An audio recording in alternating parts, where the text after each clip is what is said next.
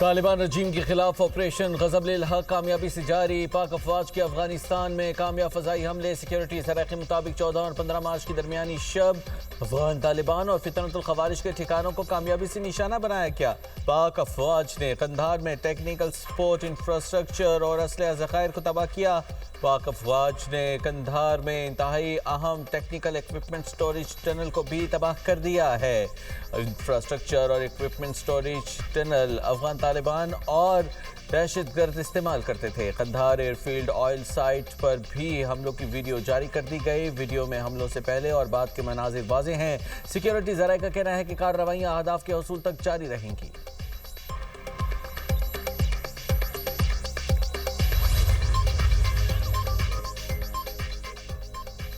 افغانستان کے اندر دہشت گردوں کے ٹھکانوں کے خلاف اہداف جائز ہیں۔ بھارت افغان سرزمین سے پاکستان کے خلاف دہشت گردی کرنے سے باز آ جائے۔ پاکستان کا افغانستان میں کارروائی اور ہندوستان کی وزارت خارجہ کے بیان پر سخت رد عمل۔ دفتر خارجہ کے مطابق افغان سرزمین سے فطرت الخوارج اور فطرت الہندوستان پاکستان میں دہشت گرد کارروائیاں کر رہے ہیں۔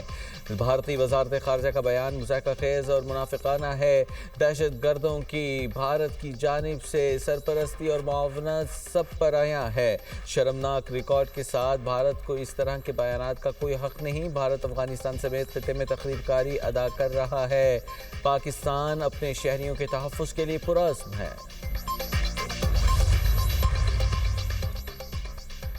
امریکہ کو آبنائے ہرمز کھولنے کے لیے دیگر ممالک کی مدد درکار۔ صدر ڈونلڈ ٹرمپ کہتے ہیں اہم سمندری راستے میں ایران کے لیے ڈرون بھیجنا، بارودی سرنگیں بچھانا یا قریبی فاصلے پر میزائل داغنا آسان ہے۔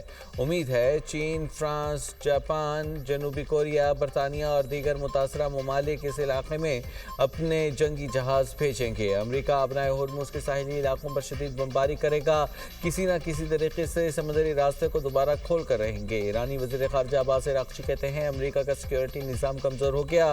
واشنگٹن اب چین سے بھی درخواست کر رہا ہے آبنائے ہرمز کو محفوظ بنانے میں مدد کرے۔ خطے میں امریکہ کی سیکیورٹی چھتری میں لاتعداد سوراخ ہیں۔ اب یہ چھتری تحفظ کے بجائے مشکلات لانے کا سبب ہے۔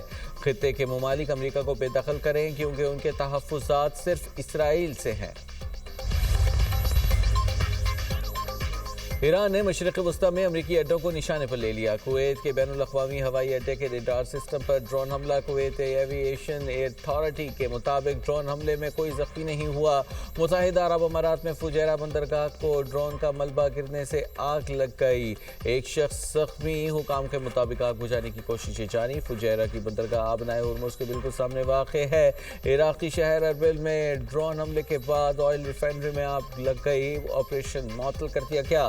حکام کے مطابق ڈرون حملے کے باعث ریفائنری میں کام عارضی طور پر روک دیا گیا۔ پاسداران انقلاب کا کہنا ہے سعودی عرب خرج میں امریکی فورسز پر میزائل حملہ کیا۔ میزائل حملے کے ہدف امریکی اڈہ تھے، جبکہ جہاں F-35 اور F-16 جہاز تھے۔ سعودی وزارت دفاع کا کہنا ہے کہ خرج کی جانب آئے 6 بیلسٹک میزائلوں کو روک لیا گیا۔ امریکی سفارت خانے کی تمام امریکی شہریوں کو فوری عراق چھوڑنے کی ہدایات۔ ایرانی صوبے کردستان کے بعد اصفہان امریکی اور اسرائیلی بمباری میں 15 افراد شہید، کئی زخمی۔ حملہ صنعتی علاقے میں کیا گیا۔ ایرانی میڈیا کے مطابق فیکٹری میں ملازمین کام کر رہے تھے۔ شہداء کی تعداد بڑھنے کا خدشہ۔ صوبے کردستان میں حملے سے 112 افراد شہید ہو گئے، 969 زخمی ہیں۔ تہران، اصفہان، قم اور کرج میں بھی دھماکے۔ تہران میں فضائی حملے میں ایران فوج میں انٹیلیجنس شعبے کے 2 سینئر اہلکار شہید کرنے کا اسرائیلی دعویٰ۔ حملوں میں شہید افراد کی تعداد 1450 ہو گئی۔ اسرائیل کے لبنان میں بھی حملے، صحت مرکز پر بمباری سے 12 ہیلتھ ورکر جاں بحق ہو گئے۔ شہادتوں کی تعداد 826 ہو گئی، 106 بچے جبکہ 65 خواتین اور طبی عملے کے 31 اراکین بھی شامل۔ لبنان میں اقوام متحدہ کے اڈے پر ایران کے جزیرہ خارق میں 90 فوجی تنصیبات تباہ کرنے کا امریکی دعویٰ۔ صدر ٹرمپ نے ایران کو ہتھیار ڈالنے کا مشورہ دے دیا۔ کہتے ہیں امریکی فوج نے مشرق وسطی کی تاریخ کے طاقتور ترین حملے کیے۔ میں نے جزیرے پر تیل کے بنیادی ڈھانچے کو ختم نہ کرنے کا فیصلہ کیا۔ ایران یا کسی اور نے آبنائے ہرمز سے بحری جہازوں کی نقل و حمل میں مداخلت کرنے کی کوشش کی تو فیصلے پر نظر ثانی کروں گا۔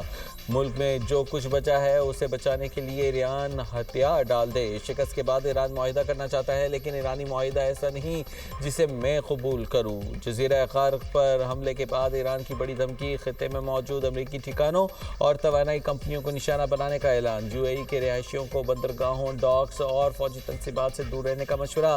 ایرانی میڈیا کے مطابق حملوں کے باوجود جزیرے پر ایرانی فوج کا مکمل کنٹرول ہے، جزیرے کے دفاعی نظام کو دوبارہ فعال کر دیا گیا ہے۔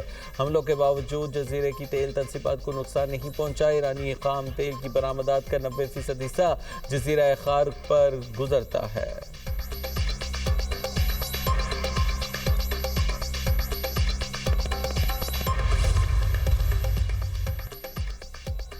مشرق وسطی میں 15 روز جاری جنگ کی کئی زندگیاں نکل گئی۔ عرب میڈیا کے مطابق ایران میں شہادتوں کی تعداد 1450 تک پہنچ گئی۔ لبنان میں اسرائیلی جارحیت سے 826 افراد شہید ہو چکے۔ اسرائیل پر حملوں میں 15 شہری ہلاک ہوئے۔ متحدہ عرب امارات میں 6 افراد زندگی کی بازی ہار گئے، بحرین میں 2، کویت میں 6 اور سعودی عرب میں 2 افراد جاں بحق ہوئے۔ عمان میں حملوں کے نتیجے میں 3 افراد ہلاک ہوئے۔ خلیجی خطے میں امریکی فوج کے 11 اہلکار بھی ہلاک ہو چکے ہیں۔ عراق میں جاری کشیدگی کے دوران 27 افراد ہلاک ہوئے۔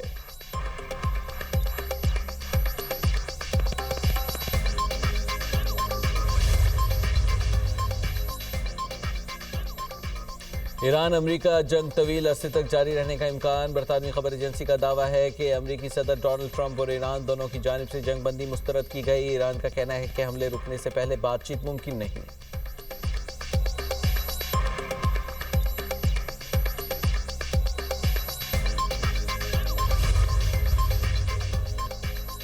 سوئٹزرلینڈ کا امریکہ کے 2 فوجی پروازوں کو فضائی حدود استعمال کرنے کی اجازت دینے سے انکار۔ سوئس حکومت کا کہنا ہے کہ غیر جانبداری کے قانون کے تحت جنگ سے متعلق فوجی پروازوں کی اجازت نہیں۔ امریکہ کی 3 دیگر پروازوں کو فضائی حدود استعمال کرنے کی اجازت دی گئی۔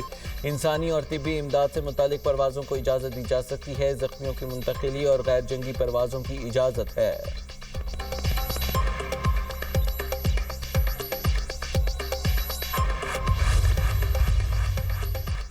امریکہ اور اسرائیل نے ہمارا ایک ملک تباہ کر دیا، ہم مل کر دوبارہ تعمیر کریں گے۔ ایرانی صدر پرعزم مسعود پزشکیان کہتے ہیں کہ امریکہ اور اسرائیل کی مسلط کردہ ظالمانہ جنگ کو 15 دن گزر چکے ہیں۔ دشمن کے حملوں کے باوجود ملک معمول کے مطابق چل رہا ہے۔ حملوں کے باوجود حکومتی اہلکاروں کی خدمت میں رکاوٹ نہیں آئی۔ حکومتی اہلکار اپنا کام محنت سے جاری رکھے ہوئے ہیں۔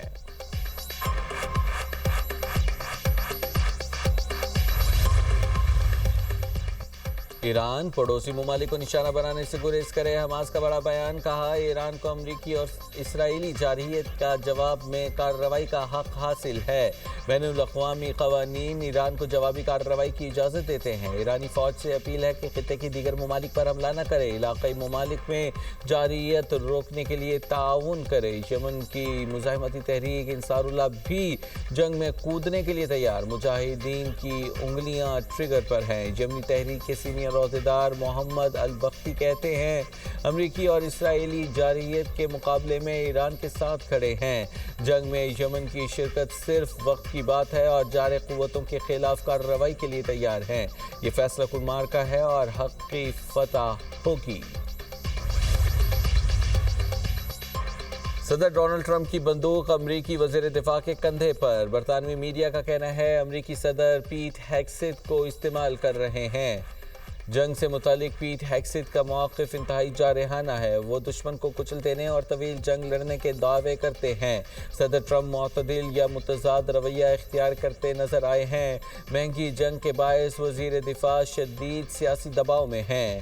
حالات خراب ہو جائیں تو ٹرمپ وزیر دفاع کو آگے کر کے بری الذمہ ہو سکتے ہیں۔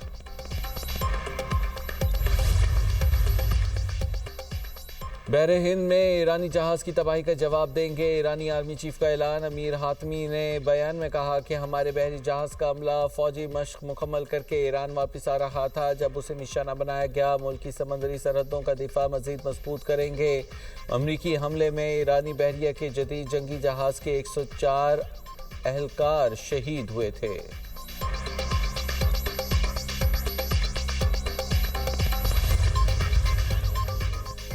سفارتکاری کے ذریعے جنگ کو روکنا ممکن، سیکریٹری جنرل اقوام متحدہ اینٹونیو گوتریز کی میڈیا ٹاک۔ کہا لبنان کا کوئی فوجی حل نہیں، صرف سفارتکاری کے ذریعے معاملہ حل کیا جا سکتا ہے۔ لبنان کی صورتحال دیکھ کر غمزدہ ہوں۔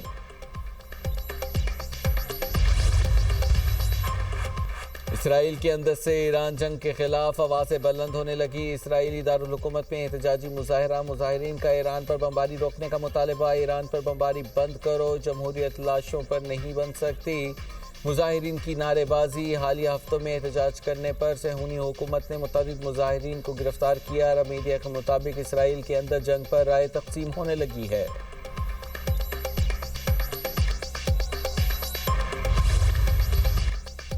سرکاری خود مختار اداروں کے ملازمین کی تنخواہوں میں 5 سے 30% کٹوتی کا فیصلہ۔ آئندہ 2 ماہ سرکاری گاڑیوں کو ملنے والے تیل میں 50% کٹوتی ہوگی۔ وزیر اعظم شہباز شریف کی زیر صدارت اجلاس خطے کی صورتحال کے پیش نظر پیٹرولیم مصنوعات کی قیمت اور حکومتی بجٹ اقدامات کے نفاذ کا جائزہ۔ بجٹ کے نفاذ میں پیش رفت اور اسرار پر گفتگو۔ بریفنگ میں بتایا گیا کہ کفایت شعاری اقدامات سے کی گئی بچت عوامی ریلیف کے لیے ہی استعمال ہوگی۔ گاڑیوں کی بندش اور تیل کی بچت کا تھرڈ پارٹی آڈٹ بھی کرایا جائے گا۔ قانون نافذ کرنے والے اداروں اور ایف بی آر پر ہفتہ وار 4 دنوں کا اطلاق نہیں ہوگا۔ وزیر اعظم کی تمام پاکستانی سفارتخانوں کو 23 مارچ کی تقریبات کو سادگی سے منانے کی ہدایت۔ شہباز شریف نے کہا کہ کفایت شعاری کے احکامات اور اقدامات پر عمل درآمد اور نگرانی متعلقہ سیکریٹریز خود کریں۔